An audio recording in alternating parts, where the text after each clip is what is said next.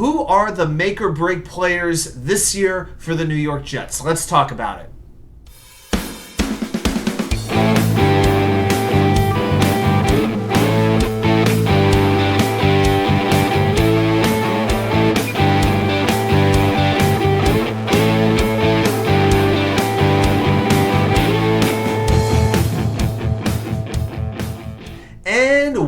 Well, welcome back to New York Sports WickerMedia. I'm Y2K99. Thank you as always for taking the time to watch these videos. So first of all, if you're brand new, welcome aboard. Please like and subscribe. I appreciate you stopping by. If you're returning, welcome back. I appreciate everybody's support. Please like and subscribe. And remember, we go live every Wednesday nights, 9 p.m. Eastern, talking anything in the world of New York sports, whatever's going on. Please join us. So today we're going to talk a little New York Jets. I am very, very happy to see that they signed Quinnen Williams, their stud defensive tackle, to a 4-year contract extension. Just, thrilled my heart. I'm so glad that he's getting 4 years with the Jets, $66 million guaranteed, $96 million in total.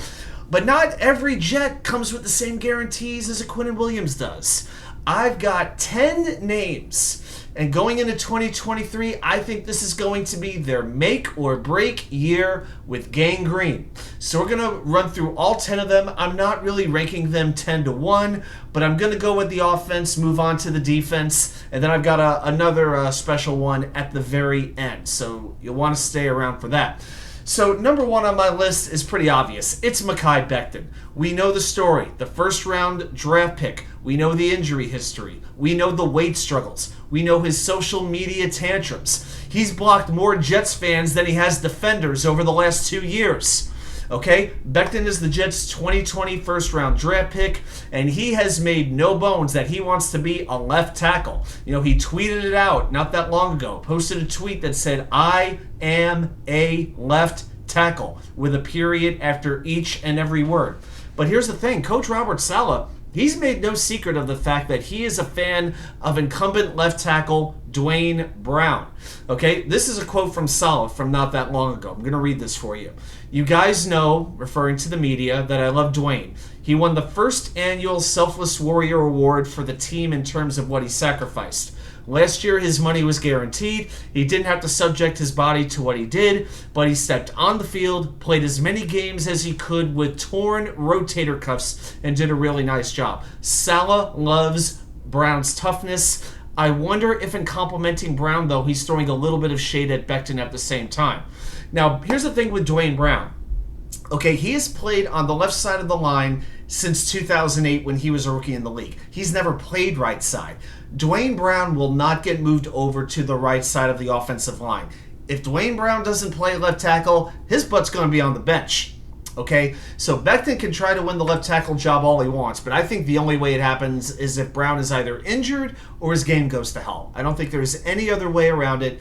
But Becton has an opportunity to be a right tackle this year and possibly move over to left tackle next year, possibly. But this is the last year of his rookie contract. The Jets, understandably so, did not pick up his 5th-year option. And here's the challenge that I'm struggling with as a Jets fan. What are the circumstances where Mekhibecton is most likely to return to the New York Jets? I personally think it's hard to imagine a scenario where he is a Jet in 9 months, let's say. If he has a great year, he's going to test the market. If he has a horrible year, he might sign a 1-year prove-it deal with a team that really needs help on their offensive line. They might look at him as a reclamation project. I really don't know if the Jets and Becton want each other. I also think that is a big reason why the Jets drafted Carter Warren from the University of Pittsburgh this past season as a potential Becton replacement. Okay, so we're going to see what happens with Becton, but he is one of the biggest X factors to this season. So that's number one. Number two is guard Lakentomlinson, one of the biggest disappointments of last season. The left guard, this was a free agent you had to figure was just money in the bank. Coming from San Francisco, coming from a great offensive line, surrounded by really good players, he turned out to be one of the lowest rated guards in the league in 2022. But the presence of Aaron Rodgers should make life a lot easier for all the offensive linemen, because Rodgers knows how to communicate well, get the offense where it needs to be, and I think the communication breakdowns, that was one of Tomlinson's biggest issues last season. I think the addition of an Aaron Rodgers will help to rectify that. So let's see what Tomlinson does. Number 3, wide receiver Corey Davis. I call him the Pinata. Okay, a lot of Jets fans are absolutely brutal on this guy. Personally, I'm a fan of Corey Davis. I defend him. Not a fan of the injuries that he's had, but I do think there are a lot of Jets fans who emphasize and accentuate his negative plays more than they look at his positive plays. And I think they really have it out for him.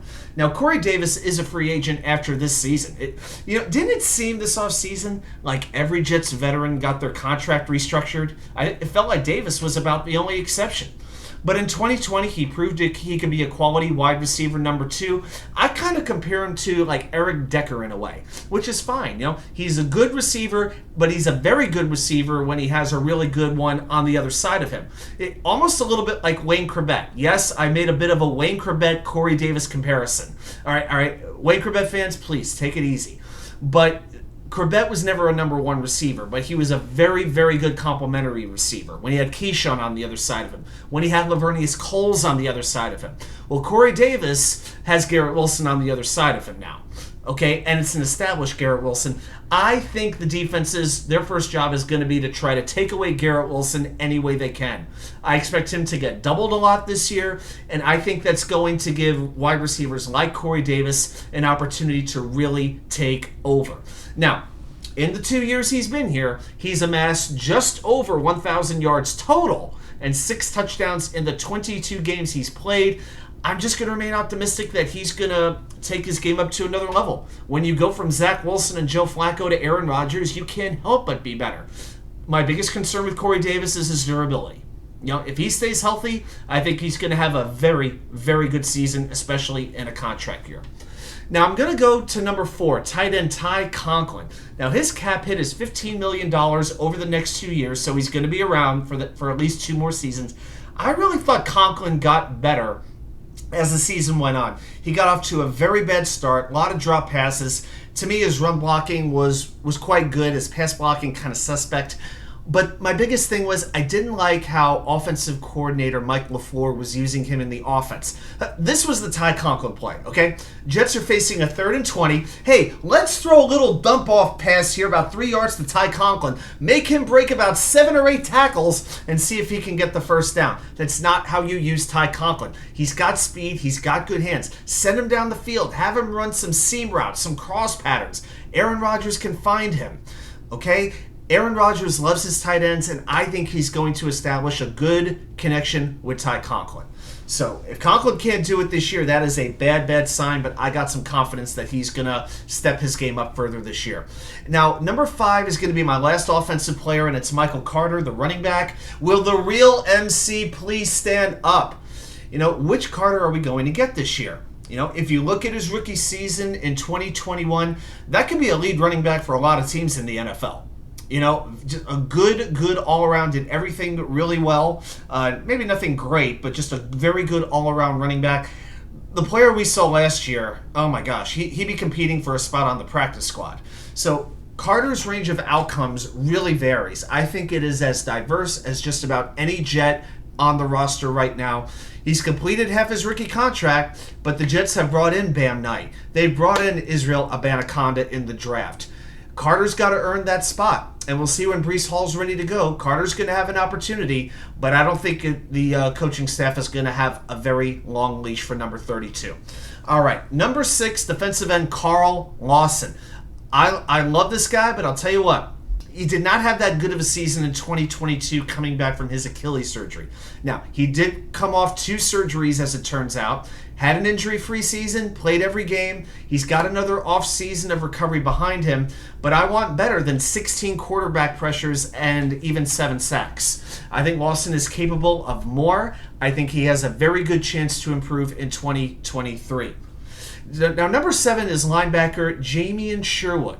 Now, Jamien is the current favorite to replace Quan Alexander as the linebacker 3 on the Jets defense, assuming there is no very late reunion between the Jets and Quan. Now, Sherwood may not be the most athletic linebacker that we've ever seen, but he did play well in a small sample size in 2022. 16 tackles on 25 snaps. He played only 2% of the defensive snaps, but he was really a special teams linebacker. This year, I want to see him get some playing time. If he can become one of those really reliable defensive players, I think it could elevate the rest of the defense. Because if there's one concern I've got on this team, on the defense, it's linebacker actually more than safety, to be honest. I like Quincy Williams, but it is either a boom play or a bust play. CJ Mosley, very good player, very smart player, but doesn't quite have the physical skills. I think the Jets are going to need another linebacker, and I think Jamiensherwood could go a long way towards solving that problem. Okay, number 8 is cornerback Brycehall. You know what? Hall is one of those guys you just want to root for. He's one of the last hopes for Joe Douglas's first draft class. Now, he gave up a touchdown in week 1 of the 2022 season on a beautifully thrown pass by Lamar Jackson, and he never played another defensive snap the rest of the year. But you know what? It's hard to forget the upside he showed. Back in 2021, he recorded 16 passes defended. Now remember, Brandon Echols will be suspended for the first game of the year against Buffalo, so the opportunity is going to be there for Brycehall. He has a chance to earn that top backup corner spot behind Sauce, DJ Reed, and michaelcarter. Let's see what he can do. This could very well be, if Hall doesn't step up from where he was last year, I think he could be a cut. Maybe after week 1 once Echols comes back. So I hope Bryce takes advantage of it. Number 9, we're going to go to the safeties. I'm going to go with Jordan Whitehead. He really struggled as a starter. I think he was, outside of Tomlinson, maybe the second biggest disappointment on the roster last year as far as free agents go. And there are a couple of safeties on this team who, while they may not be great, but they might be there to take an opportunity if Whitehead can't hold up. You sign Adrian Amos as the veteran. You've got some youngsters like Jarek Bernard-Converse from the draft. Tony Adams will likely be a starting safety. You got Trey Dean as an undrafted free agent who a lot of people like going into that draft. But what's so frustrating about Whitehead is we found out he just is not a good fundamental tackler. I swear, if I see one more shoulder block like this by Whitehead instead of wrapping a receiver or running back up, I'm going to lose it. Okay? Now with Whitehead's new contract, the Jets would take a $3.3 million dead cap hit next year if they cut him this offseason. So I think Whitehead is on the team probably for 2 more years, but I could really see his playing time dwindle if he doesn't elevate his game. So that's 9. Number 10, I'm going to give you a little curveball. It's not a player.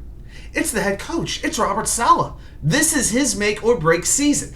Here's my thing with coaches. I don't care about your personality. I don't care if you're Rex Ryan or if you're Bill Belichick as far as your demeanor goes. You can be outgoing on the sideline. You can be a statue on the sideline. You can be suave and a smooth talker in the press conferences, or you can mumble all over yourself. I don't really care. Here's what I care about with a head coach. 2 things. You get your players to play for you every game, and you put them in a position to win during the game. You make smart decisions. Now, Saleh's a great communicator, but when the Jets are playing a Kansas City or a Buffalo or a Philadelphia, which they will this season, and he has to make a big decision, do we run or do we pass? Do we blitz or do we not blitz? Do I call timeout or do I not call timeout? Do I spike the ball or try a play here?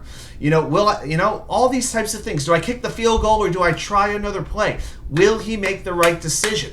And we saw last year the end of that Detroit game where he refused to call timeout on several occasions on that final drive when the Jets were going down the field, and Greg Zuerlein had to try like a 60-something yard field goal. It never should have been. It never should have been that situation. To me, that was one time when Robert Saleh cost the Jets the game, and in my mind, that loss to Detroit was the beginning of the end of that season. The jury's still out on this coach. Okay, in 6 months, Robert Saleh could either be the toast of New York, or he could be looking for his next job. What's going to happen? We're going to find out this year. Well, those are my 10 make or break Jets. Tell me what you think of my picks. I want to see yours as well. Put them down there in the comments. Thanks, everybody, for watching. I'll see you right back here with more content from you know where, the Wicker Chair.